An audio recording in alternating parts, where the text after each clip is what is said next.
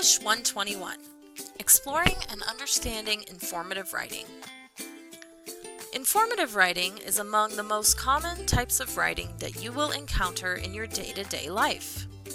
It includes visual representations of information such as diagrams, photographs, maps, tables, and graphs, which can be as important as the prose itself.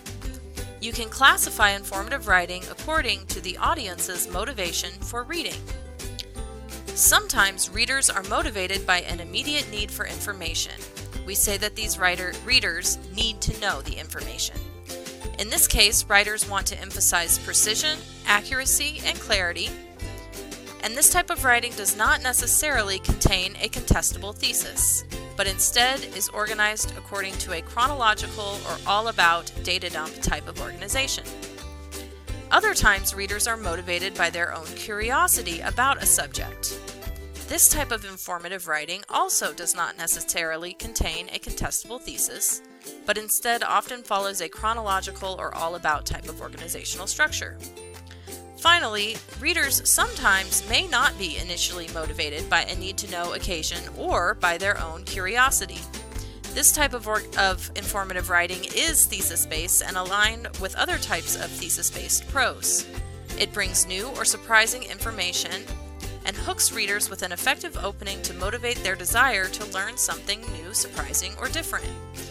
In this case, we say that this type of writing uses the technique of surprising reversal. In informative writing, the writer is assumed to have more expertise than the reader on the subject at hand.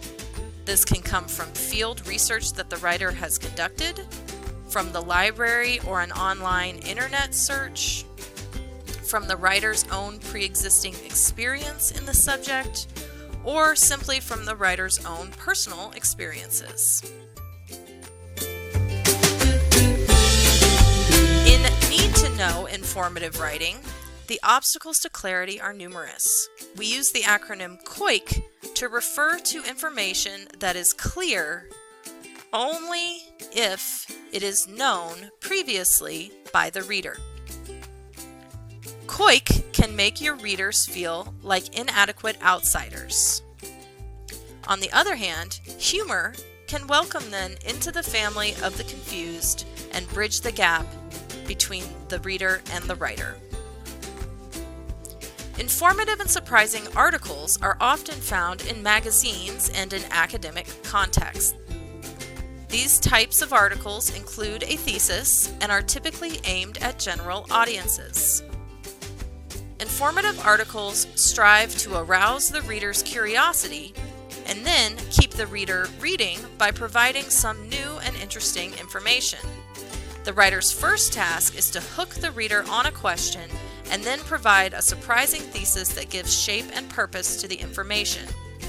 This is the technique of surprising reversal, in which the writer's thesis pushes against a counter-thesis, using the format many people believe, but I will show, to automatically create a thesis that has tension.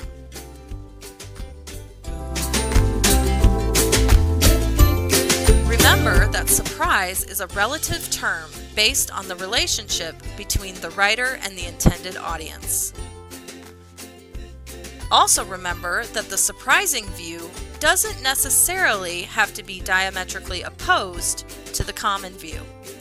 You can simply create surprise by going a step beyond the common view to show the readers something new.